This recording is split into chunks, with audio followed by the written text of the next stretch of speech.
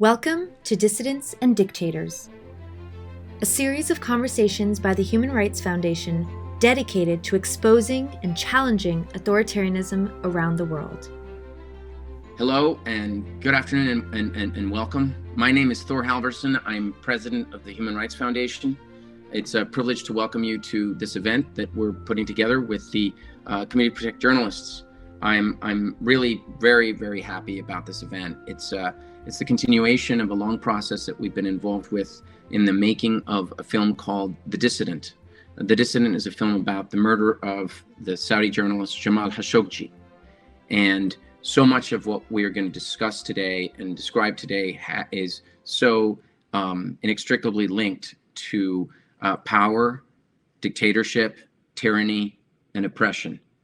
I'm so happy that we are joined today by Omar Abdulaziz. Omar Abdulaziz is one of the most heroic young activists I've ever come across. I'll give you a little bit of the background and then I'm going to turn it to the panel. The Human Rights Foundation produces a conference every year called the Oslo Freedom Forum. It's a conference that gathers people from across the world who are on the front lines of the struggle against dictatorship. They are journalists, technologists, whistleblowers, activists, human rights defenders, people who tend to raise their voice. And we bring them together to Oslo where they get a platform to talk about what they're doing and also to network with people. So you have people from North Korea, from Cuba, from Russia, from Saudi Arabia, networking with each other and getting a chance to see what it's like in their countries. And essentially creating like a really wonderful community, a welcoming community for them. Jamal Khashoggi was invited to come to the Oslo Freedom Forum, and he came a few months before he was murdered. While there, he was able to mix with some of our activists, and we learned what he was up to, what was going on, how concerned he was about the communicational hegemony that Saudi Arabian dictatorship had over social media, and specifically over Twitter in the Kingdom of Saudi Arabia. I, by chance, a few weeks after his horrific murder, met a director, an Academy Award-winning director who had just finished a film a year prior called Icarus and had won the Academy Award, a film about Russia and the doping scandal. And he was determined to make a movie about Jamal's murder. And we at the Human Rights Foundation had access to knowledge about what the reason was behind the murder and all of the context around social media and Twitter. And that's how we linked Omar Abdulaziz to Bryan Fogel and essentially ended up producing the film. I'm very, very happy that you're here. This event is going to focus on press freedom, the dangers of spyware. It was spyware that brought about the murder of Jamal Khashoggi. His phone was infected with a virus that originated in Israel, and it was sold to the Saudis, and this weapon was used to control and know everything that Jamal Khashoggi was doing, everything that Omar was doing. And with that, I'm going to turn it over to Courtney from the Committee to Protect Journalists to introduce the panelists. Again, it's for me a great pleasure to welcome you. Thank you very much. I hope you have a wonderful event today. Thank you, Thor. Yes, so my name is Courtney Radsch. I'm the Advocacy Director at the Committee to Protect Journalists. And this week we launched a global campaign to raise awareness about the dangers that spyware poses to journalists. Because in this labyrinth of deceit that is behind this very high-profile murder of Jamal Khashoggi, it really was stunning in its malevolence, but it was all too familiar for journalists who are reporting on sensitive topics or commenting critically on their political leaders.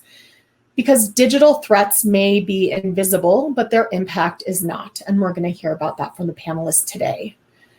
The impact is seen in the murders, the imprisonment, the attacks, the harassment and censorship of the journalists who are targeted by advanced weapon-grade technology, spyware, that in many cases is sold only to governments, often to authoritarian governments by countries that are based in democracies or who claim the mantle of democracy. So that's something I want us to think about today as we delve into this discussion.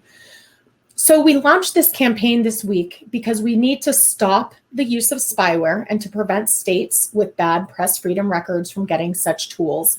So we've actually mapped a subset of the vast number of incidents to which journalists and those close to them were targeted by spyware by states since 2011.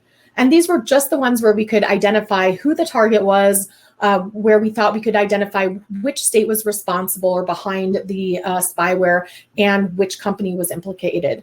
There are many more, and we're going to hear from my colleague, Jonathan Rozen, more about that in a moment.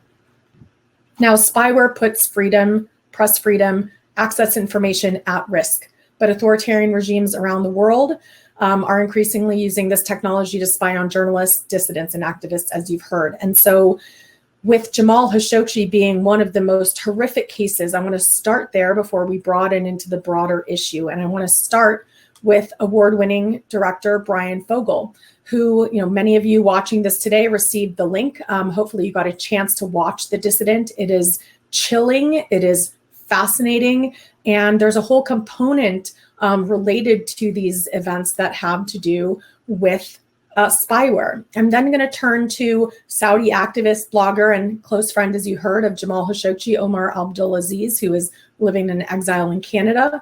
We're then going to hear from a journalist who has been recently targeted and faced the repercussions of what happens when spyware is deployed and used to then link to online harassment. So Ghada Oueiss, journalist with Al Jazeera. And then finally, we'll conclude with some input from my colleague, Jonathan Rozen, who's our senior Africa researcher and led the kind of collaboration around this research project and campaign that we launched. And I want us to be in conversation. So we're going to start first with Bryan and just hear a little bit about, can you talk about what was the issue with spyware linked in to Jamal's murder, and how did you as a filmmaker, knowing what you did about spyware and the hacking that occurred, make this film and keep your sources safe and do it safely? Well, hi all. Thank you all for joining. Pleasure to be talking to everyone. Look, what drew me to this story outside of the horrific murder of Jamal Khashoggi was the attack on Omar Abdulaziz by Pegasus, NSO's groups, cyber hacking tool, which they sold to Saudi Arabia and have sold to countless countries. Because in this hack and their use of software, not only were they able to gain access to Omar Abdulaziz and the work that he was doing, they were able to gain access to Jamal Khashoggi, as arguably his phone was hacked as well. And the information that they were able to gather through using Pegasus arguably led to Jamal's murder, as they understood that Omar and Jamal were working on being able to retake the public sphere on Twitter, which Saudi Arabia has and was manipulating. But this element to the story within, I guess you would call it the behind the scenes story of the murder of Jamal, really was one of the key reasons why I made the film, because I saw in this story of the hack not only the ongoing risk and dangers that cybersecurity and cyber hacking poses to the dissident community around the world and poses to free speech around the world, as I also started to, work with people like John Scott Railton and speak to others like John Brennan or Anthony Ferrante, who is, who investigates hacks and worked on the Jeff Bezos matter. It became clear to me, how serious this matter is on a global stage, and the protection of journalism, protection of journalists, and also the protection of free speech and dissidents all over the world. Thanks, Bryan. You mentioned this effort by Saudi Arabia to control the public sphere. Omar, you and Jamal were working on a project, and it features in The Dissident. Tell us a little bit about what you were working on, and what are the bees? Hi.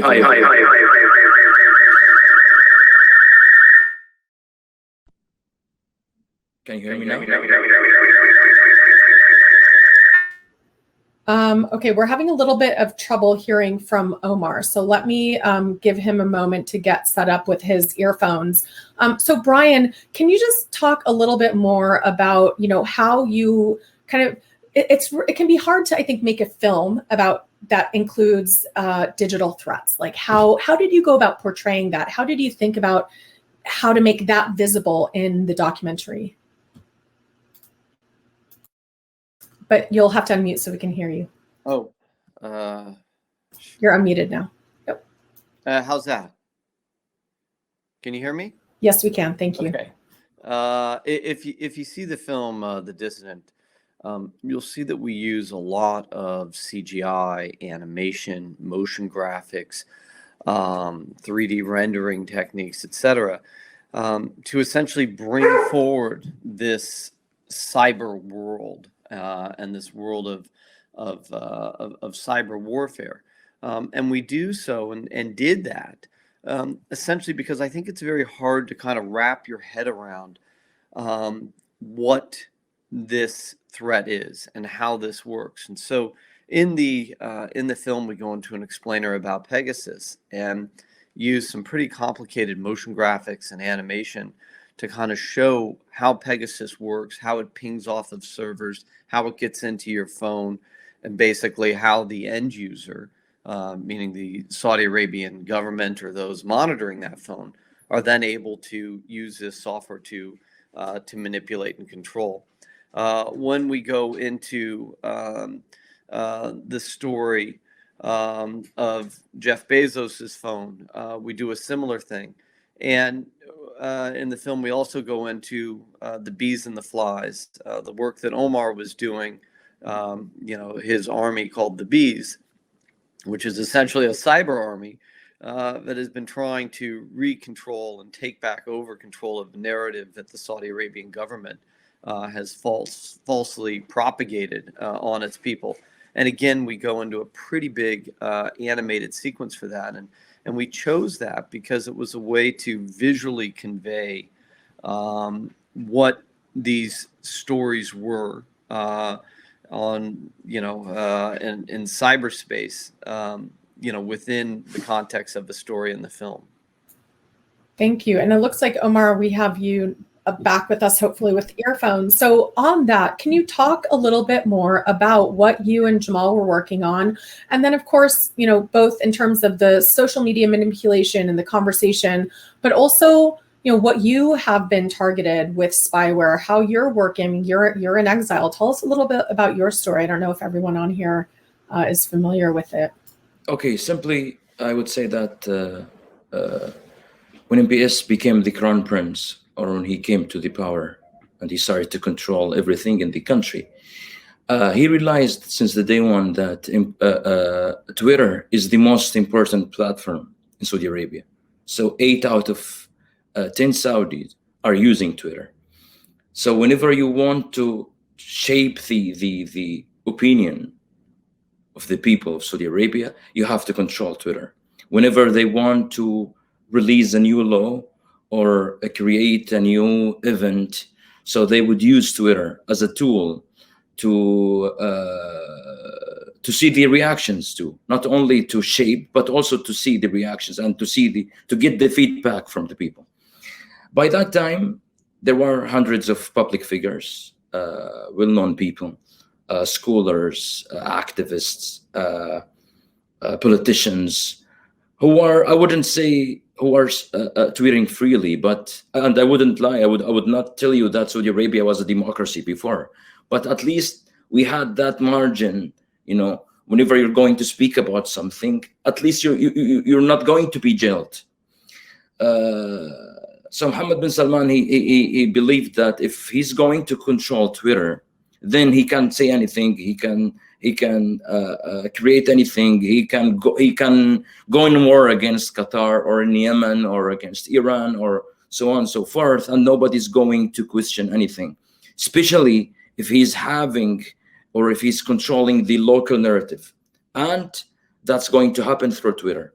So he created his own army, thousands of employees who are just working every single day, 24/7, just to promote Mohammed bin Salman's ideas, Vision 2030, and sometimes to threaten others, sometimes to run hashtags, and sometimes just to fill your mention with very negative replies. And we have Ghada here. I think she's the one who's professional at this, because in the last few months or years, she was attacked every single minute by the trolls. We call them the flies. So Jamal Khashoggi, at once, he told me that, Omar, I feel that the whole country is against me. Whenever I'm writing something, everybody's attacking me, everybody's insulting me. What's really happening? I told him, no, this is not the truth. You're just talking about 15 to 20 people. Every one of them is having about 20 accounts, maybe. So if you would tweet just one tweet, they can reply with 200. And then you would have that impression that the whole country is against you. Then I asked some of my friends, I said, guys, Jamal is going to tweet in 5-10 minutes. Just I want to give him an example about it. So I asked him to tweet.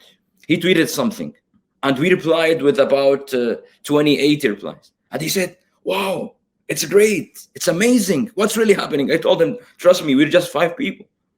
And imagine if you're just against thousands of people. From that moment, we decided to create what we call the Peace Army. Not only to fill mentions, not only to threaten people. And we didn't do that. We didn't use their methods. We didn't use their ways. We used our own way. We wanted to allow people to speak and tweet freely. We wanted people to speak about the reality, what's really happening in the country, what's really happening in Saudi Arabia. And Saudi Arabia did not like that, right? Yes, sure. So tell us, what did you find? You were hacked. Tell us about what kind of spyware. Tell us what did that do? Tell us a little bit more about that situation. Okay, it started. So they hacked me on 23rd of June, but the story started on May 2018, when the Saudi government sent 2 representatives with my brother Ahmed, who's jailed now, and they came to Canada and they said, we do have a message from Mohammed bin Salman, MBS. He's telling you that he really likes you, he watches your videos, and he wants you back. It didn't work. I asked some people, including Jamal, I said, what do you think about this? Not because I wanted to go back to Saudi, but just I wanted to see what's they're going to do. They said, okay. Jamal told me, Omar, if you want to meet them, just meet them in public places. Don't meet them in private places, and be careful. So it was difficult for me. And at the beginning, I said, okay, it's just let me just hear the message. And in the last few days, they were insisting that I go with them to the Saudi embassy. They said, Omar, please just go there and get yourself a new passport. That's it. I said, guys, I'm not comfortable. I don't like the idea. They said, okay, you don't even have to go back to Saudi. At least get yourself a new passport. It didn't work. I didn't go with them. So when they left with my brother Ahmed, 6 weeks later, they hacked my phone. They sent me that link. I was waiting for my protein powder. So I thought it was a legit message. Track your package, DHL. I clicked on that, and that's it. About 5-6 weeks later, by the beginning of August, I started to receive phone calls from my family members, from my friends, and every 2-3 hours, I'm receiving a new phone call. People are telling me that Omar, they just got him. They just arrested Ahmed. They just arrested Muhammad. They just arrested A, B, C, D, like dozens of people. So it was a shock for me. I had no idea what was going on. Few days later, I received a phone call from Bill Marzak from Citizen Lab, and he said, "Hi, I'm Bill Marzak from Citizen Lab, and I'm just wondering that do you know anyone who might be a potential target in Quebec who might be hacked by the Saudis? I said, listen, I don't know, but if they're going to hack someone, they would hack me. I had no idea about the time. So, and he laughed. He started to laugh. He said, okay, no, listen, kid, it doesn't work like that. We have to check first. I said, okay, how come? What can we do? He said, let me just come to your place. Let me just come to Montreal. He came all the way to Montreal, and then he started to check. Till that moment, I had no idea that my phone was hacked. So simply, they were listening, they were reading every single conversation between me and Jamal and other activists.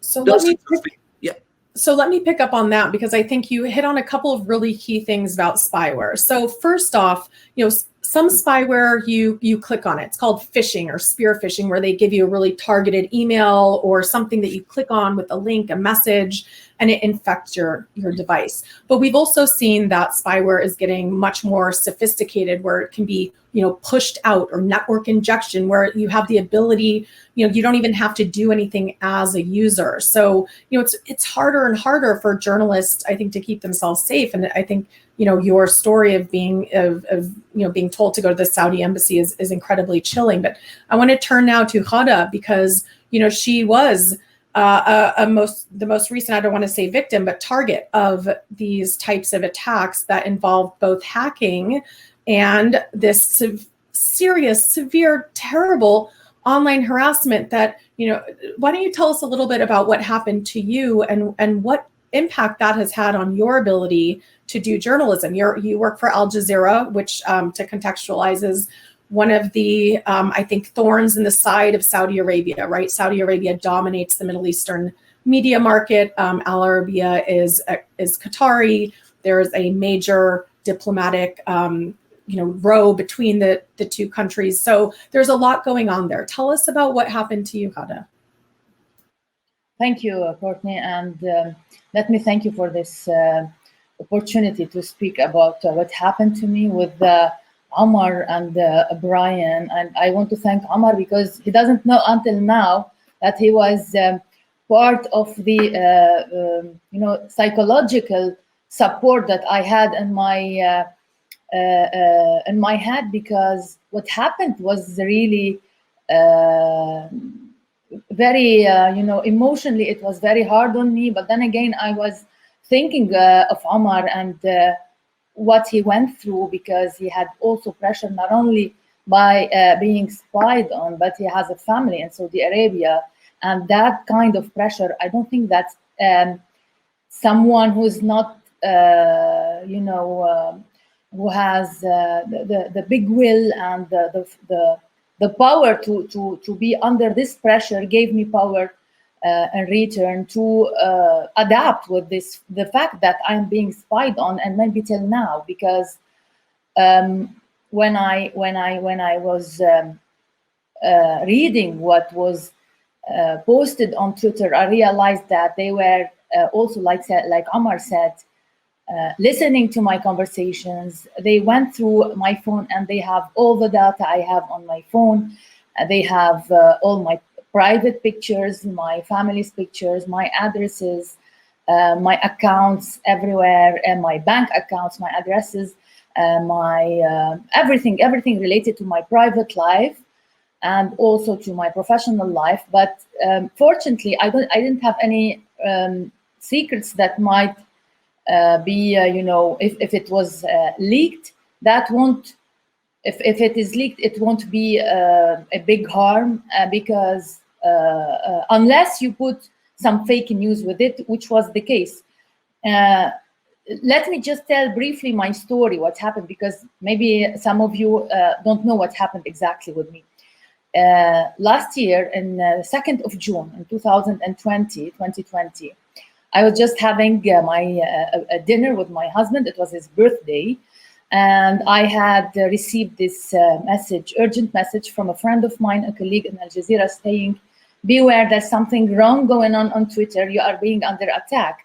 I went to Twitter and I saw my private pictures, pictures of me in a swimsuit in the private or the public swimming pool in the building where I live in Doha.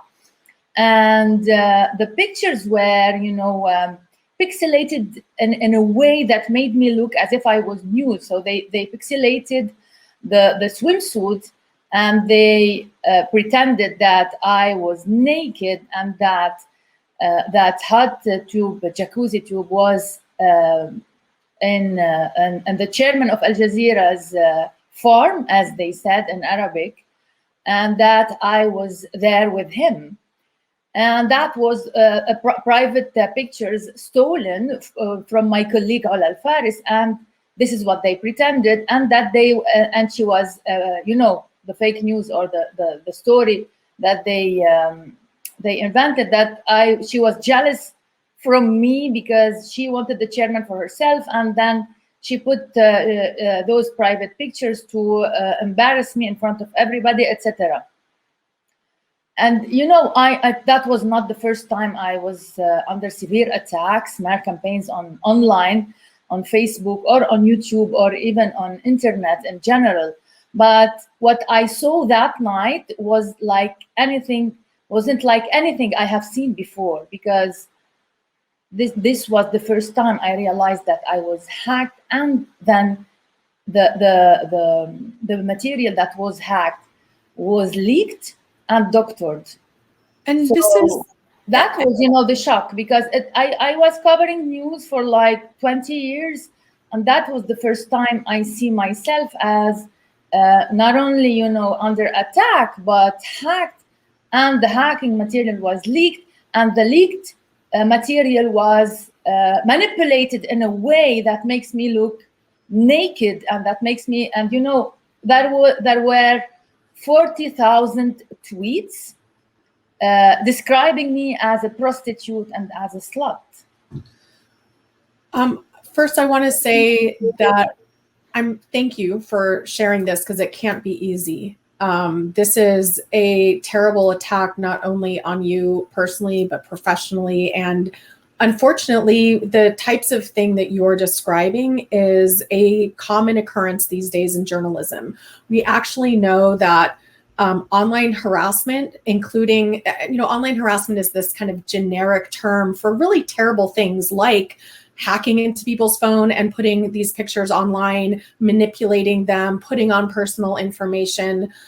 So when I say online harassment, I want to recognize there's that covers a large swath of types of attacks, and this is experienced by journalists as a routine part of their jobs, especially women journalists, especially journalists who occupy any sort of minoritized identity. So Ghada, we are grateful for you sharing this. I think your story really illustrates the link between hacking and online harassment. And to that end, I want to move to my colleague, Jonathan, because he really collaborated with all of the Committee to Protect Journalists to bring together all of our reporting on hacking, on spyware, to help us really get a global picture of what is happening around the world, how journalists are being targeted, which countries are likely behind the attacks, and which companies are involved. And, one thing that really, let me turn to Jonathan to give us an overview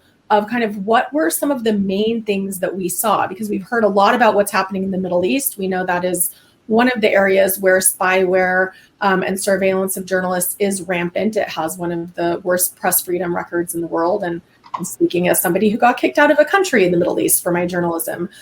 So from personal experience, but you saw this around the world. So tell us a bit about the dynamics that you saw in this research. Thanks, Courtney. Yeah, the report that we published this week documents dozens of incidents where journalists, commentators, and their close associates, including their family members, were targeted with spyware over the last 10 years. These incidents, which we gathered and mapped in an interactive map on our website, include targets on nearly every continent, the state suspected of being responsible for the targeting in these cases, and the companies that allegedly supplied this spyware to those governments. This research really generally indicates an alarming pattern of international surveillance where private companies based in Israel and Europe sell their technology, their spyware products to governments, which in turn use them to reach across countries, across oceans, into the devices of journalists and their associates to monitor their lives without their knowledge. It's a network of secret surveillance that has, serious consequences, as the other speakers here today will attest. In addition, the reporting that we gathered demonstrates the lack of transparency around this industry and these targetings, and just generally how serious and global a threat to press freedom spyware has become. Just before moving on, I want to emphasize that this report that we just published and the map, are a product of the reporting and interviews that we have done at the Committee to Protect Journalists, but they're also really the product of a global coalition of researchers and extraordinarily talented investigators from Citizen Lab at the University of Toronto to Amnesty International's technology team to the journalists at Reuters and advocates from numerous other organizations that have come together around this really important issue to document these incidents and make clear that there are serious consequences for them. The countries that we identified are suspected to be responsible for targeting that we've documented include United Arab Emirates, obviously Saudi Arabia, as has been mentioned, Morocco, Ethiopia under a previous administration, Mexico, and India. And really, the targets are all over the world, from Mexico to Canada, the United States, across Europe, the Middle East, and India. So the reporting that we've compiled is the product of collaboration and really indicates the global nature of this threat to press freedom. Thanks, Jonathan. I think it also illustrates just how challenging it is to do this type of research, right? I mean, the fact is that trying to attribute these attacks and figure out who's behind it is incredibly challenging work. And so I don't think any of us can do this type of work without working together. I know that, CPJ has joined several groups, including Access Now, who I think is leading the amicus brief against the NSO group in a lawsuit filed against the NSO group, which is the maker of Pegasus spyware. One thing that stood out for me, Jonathan, is you followed up with many of the companies and the countries that were identified through this collaborative research and documented on this great map that you can find on cpj.org/spyware. That almost no one commented. So talk a little bit about how challenging it is to even figure out what's going on. I mean, we heard from Omar how he had to go in person to see Bill from Citizen Lab to get his device checked. I mean, how challenging is this for journalists to figure out whether they're being spied on and hacked? Yeah, it's extremely difficult. The nature of the industry is secret, and so. As in our reporting for this, we reached out to all of the companies that were named and all of the governments that are involved or allegedly involved in this. And from the governments, we received no substantive responses. There are, investigations ongoing in Mexico and in India to identify those responsible for the numerous journalists and other civil society members that have been targeted in those countries. We asked for updates on those investigations and received no response. And we reached out to all of the other governments I've mentioned to ask for comment and didn't receive any response. We also reached out to companies involved. The NSO group did respond. They have been responsive, but the engagement that civil society has had with the NSO group has been fraught with opacity. They claim that their tools, this Pegasus spyware, which can remotely hack into devices, in certain cases, with a clicking of a link. In other cases, just without needing to have a click or a zero-click hack. The responses from them have they have not indicated who their clients are and really given no substantial information to bring clarity around why these attacks are taking place, the justification for them. Meanwhile, there's a steady drumbeat of documented cases being revealed by the investigators at Citizen Lab and Amnesty International, showcasing that as this dialogue ostensibly is working towards improved transparency, journalists continue to be targeted with this spyware. Which is precisely why we have put together a policy brief with recommendations to lawmakers about what needs to be done to help protect journalists, because journalists can't do it on their own. They need the support of policymakers. And I want to remind people that you can put a question into the chat. And we have had several questions that are right along with where I want to move next, which is, what is the responsibility of these companies and of the countries where they're based to deal with spyware, to prevent it from being deployed? One question here is about the obligations of tech companies to prevent and detect spyware delivery and propagation via their platforms. And this is specifically, I think, coming out of the issue with Pegasus, a very pernicious spyware that's been linked to several attacks on journalists, exploiting what's called a zero-day exploit on WhatsApp, owned by Facebook. So, Omar, can I ask you to maybe start with that? What can be done to try to prevent this type of technology from getting into the hands of governments like Saudi Arabia or other press freedom violators? Well, actually, it's a bit difficult to talk about that, because till now, some companies which provided the technology, they're denying that they've made any deal or they signed any contracts with these governments, including Saudi Arabia and UAE. So sometimes what you guys are doing is great, and that's definitely is going to help. What Ghada is doing by filing a lawsuit against those countries and its leaders is good, and that would help too. But I do believe that the international community should act more, should do more to put more pressure on these companies. If the companies are not responding, they should put more pressure on their governments. Me too. I'm filing a lawsuit. I already filed one against NSO. Yes, it's taken a while, but by filing a lawsuit, I'm not just trying to tell the people that I was hacked, but I want everybody to be aware about this.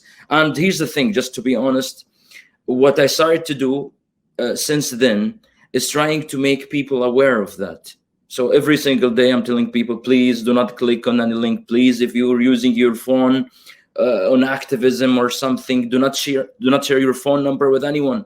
So it's a bit difficult, but we just realized that day after day there's this kind of pressure, but hopefully things are changing soon. Well, thanks for that. And you point out there is certainly guidance that journalists and activists can follow, and we have a lot of that on cpj.org/spyware, and a whole section of our website devoted to safety guides and toolkits for journalists. So I'm sure my colleagues will post something in the chat here.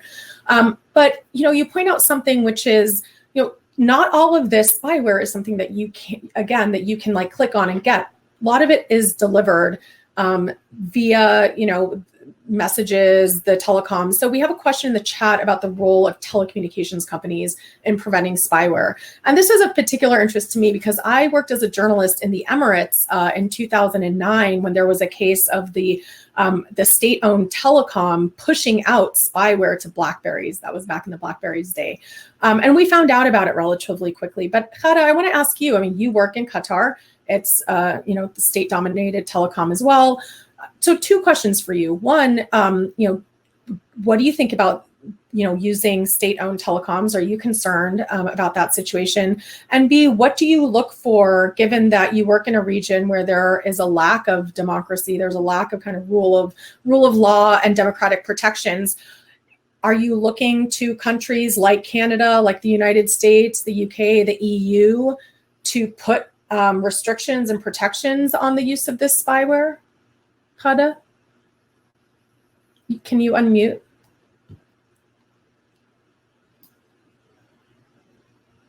There you go. Okay. You mentioned that I live in Doha, in Qatar, and there is a lack of, in the region of democracy and press freedom, and this is state-controlled telecommunication. In Qatar, there are rules and laws that forbid anyone from spying on any. If, for example, if the police comes and tells me, we heard you saying this and that, I can file a lawsuit against them, against the state of Qatar itself in Qatar, if they spy on me. It's against the law in Qatar to spy on people unless you are, unless there is a criminal thing related to, for example, terrorism or something that has to do with security and actions, not opinions, political opinions. Because I do express my opinions, my political opinions, even about Qatari's government policy, or about anything related to Qatar. I express myself over the phone with my family, with my friends, with my colleagues, and I never felt that, even if they were listening, or someone is listening, even if the Qatari themselves are listening, I didn't feel any danger, because I have been living here since 16 years. If they were spying and there was any danger related to political opinions, I would have been arrested long time ago or kicked out of the country long time ago. It's not a democratic country, yes, but it's not like UAE or Saudi Arabia. And it's known that they have a problem with Al Jazeera, those countries, because Al Jazeera has,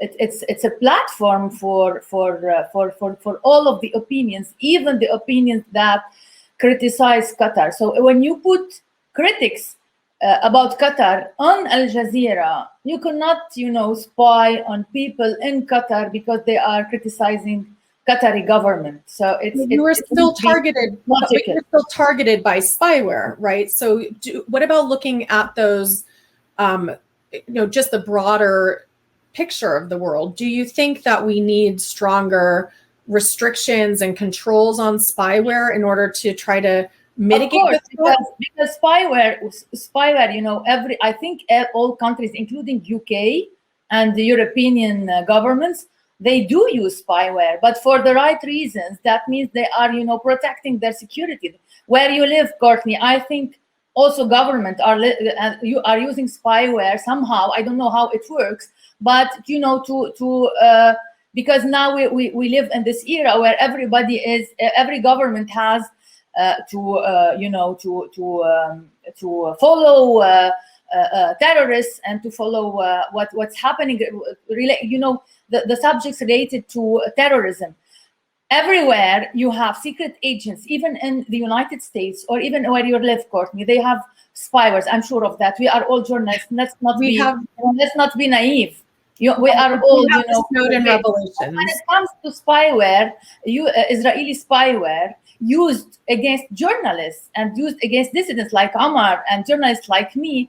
This is where the problem is that we have to address. If you talk in general, governments won't help. United Nations won't help. They will say it's the weapon of today. Before they used the swords, now they use this. The problem is that they are targeting journalists and dissidents. If they are targeting government, if we're going to talk in general, we won't address the problem. Mm-hmm. They will say it's for security reasons, even in your countries and democratic governments. You cannot address the problem this way. You have to be more specific and to put your finger at the government, the authoritarian regime, who is putting spyware on the phones of dissidents like Omar, of someone like Jamal Khashoggi, in order to kill him.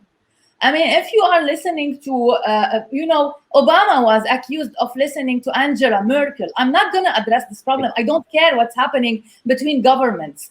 And the problem of security on your lands or in Qatar lands, this is another problem. Now we're talking about spyware used by Saudi Arabia as an authoritarian regime and used by UAE to spy on journalists and then kill them like they killed Khashoggi. So this region, yes, it's not a democratic region, but you cannot say that Lebanon is like UAE or Qatar is like Saudi Arabia. It's different, and we have to be specific, because if you talk in general, things won't be addressed in the proper way. And the truth in this whole scene will be, you will miss the truth. You will miss the fact that a government, an English government, when it listens to someone, they might have as a target to protect their people. But when you listen to someone in order to kill him later on, just because his political opinions are different than the government opinions, that is the problem. I think we are all vehemently agreeing with you, Ghada. I think that is absolutely the case. And the issue of surveillance, both mass surveillance, as was revealed with the Snowden revelations, as well as targeted surveillance and the link with hacking, poses an existential threat to journalism, to press freedom, and of course to human rights more broadly.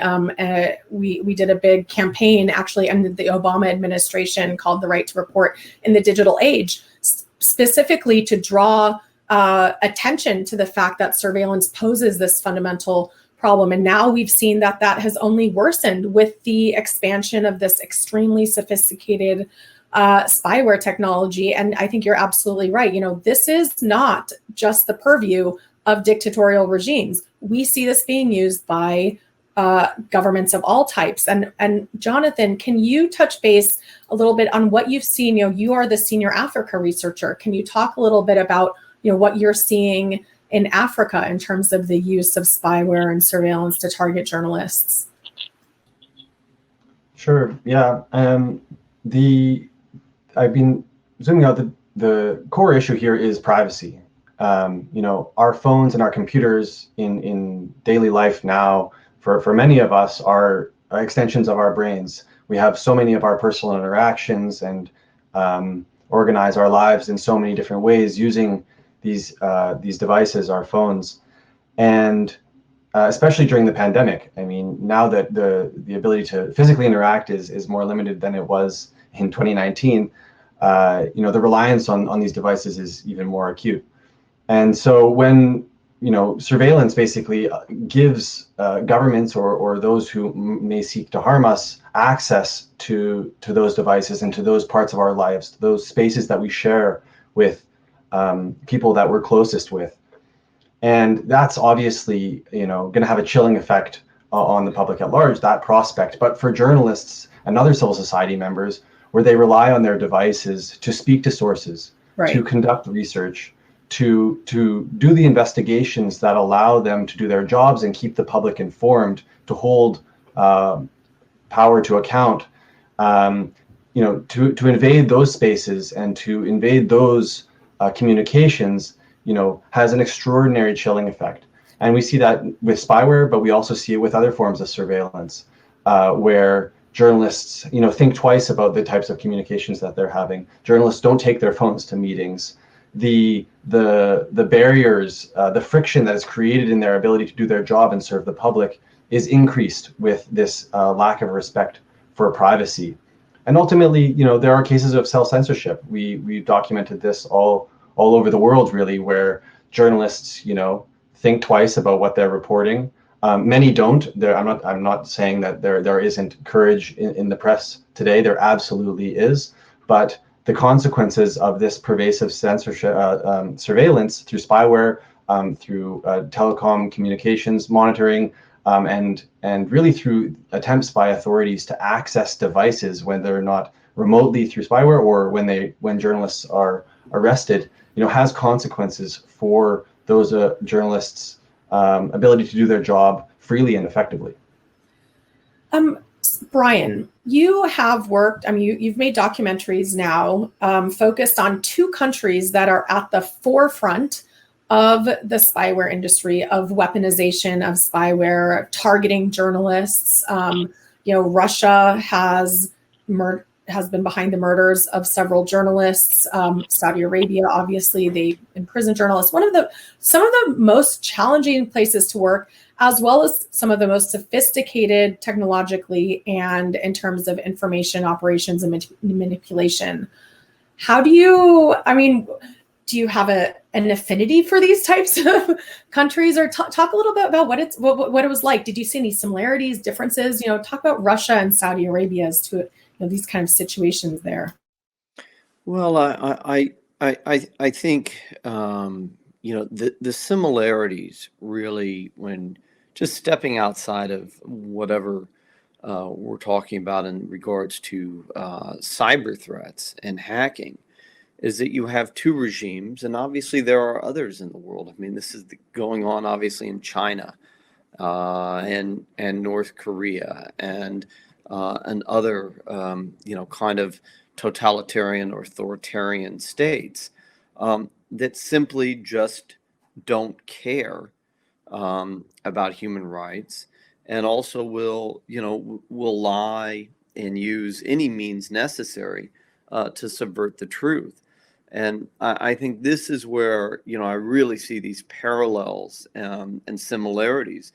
You look at Putin's Russia, and what's interesting is that most of the PR and what Russia is doing is not for the global stage. They don't really care. Putin doesn't care that that he's lying. He doesn't care that he knows that he poisoned Navalny or Skripal or Litvinenko or murders, etc. That's part of his goal as the Russian state, to instill fear. What he cares about, and I know this from my work on Icarus, I know this from continued work, is what the opinion is of the Russian people. And so while the outside world can be sitting there going, all the evidence is clear, that you poisoned Navalny, right? To the Russian people, his message is, well, traitors should be punished. And that is essentially the way to, essentially control minds by allowing, his people to understand that these kind of acts are going to be punished while not taking responsibility. I think the same can probably be said about Saudi Arabia. So I think, to answer your question, what I've generally seen is that authoritarian leaders or dictators, operate in very much the same fashion. There was one very telling thing right following the murder of Jamal Khashoggi. There was, and this was in the early days, and I don't remember the date. There was the meeting of members of the G20, and MBS came there, and as he saw Putin, the two of them high-fived each other. And this was literally right after the murder of Jamal.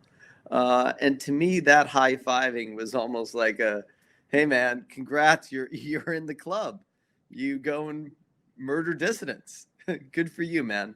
And that is, while there's something humorous in the complete brazenness of their embrace and high-fiving each other, there's something incredibly concerning that what has happened is that the leaders of these countries, where there is money and power and weapons trades and oil and all these other things going on behind the scenes, are increasingly understanding and learning that no matter what they do, they can get away with it.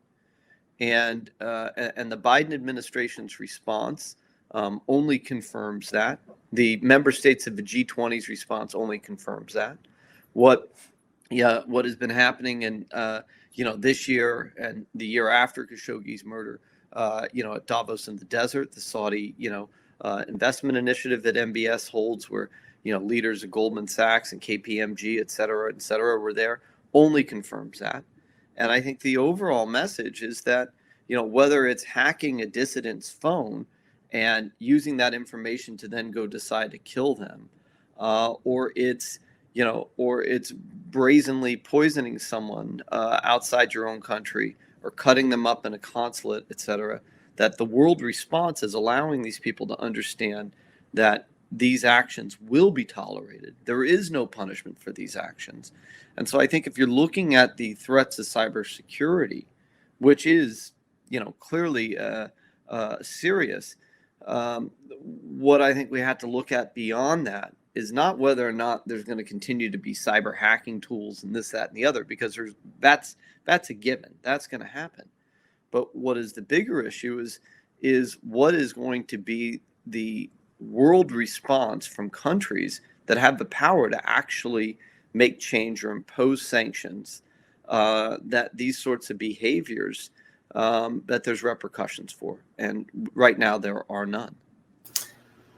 I couldn't agree more. I mean, that has been, I think, one of the biggest challenges working over the past several years, certainly under the Trump administration, when you just saw a complete abrogation of any sort of effort to push back on really abhorrent threats and attacks on journalists. And of course, Jamal Khashoggi is at the pinnacle of that, where not only did you see that no one was held accountable under the Trump administration, but also now it's made, I guess this administration sees that it feels that it can't hold the top leader accountable. So now we're in this very difficult and terrible situation for the world, where essentially, as you just said, Bryan, the signal has been sent that it is okay to target and attack journalists and dissidents around the world. And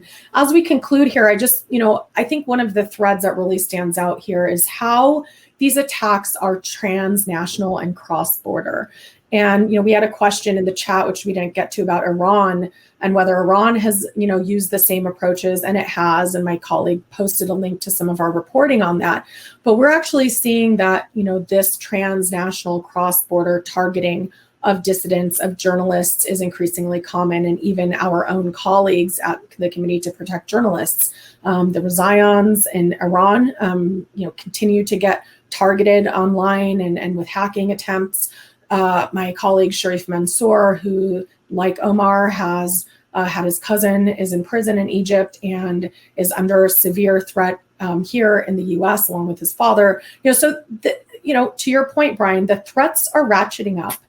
We don't see governments that should be playing a leading role doing that. And we've seen, some initial indications from Biden that he wants to do that, but we need to see more, and we need to see more countries taking that mantle on. And a very small step could be to put some restrictions on surveillance and spyware. And again, I want to encourage everyone to go and check out the policy brief with some very specific recommendations for at least a small step that might help equal out this terribly uneven power relations between the truth tellers, the people who are reporting on issues on the ground, and governments whose resources far outstrip them. So with that, I want to thank our panelists. It is emotional, what we're talking about, to talk about your personal experiences, what Jamal experienced, and Omar, what you continue to experience in exile, the ongoing repercussions of the harassment, Ghada, that you faced, and Jonathan, your effort to help elucidate these threats around the world. Bryan, we look forward to seeing what your next film is going to be about. And I want to thank you all. Thank you to everyone for joining us. Thanks to our panelists. Do please take a look at watch The Dissident. You can, if you attended this on this platform, Crowdcast, you have a link. You can still watch it, I believe, for a couple of days. Otherwise, the video, the documentary is available on all the platforms. So thank you so much. And thank you to our panelists. We'll see you again soon. Thank you. Thanks.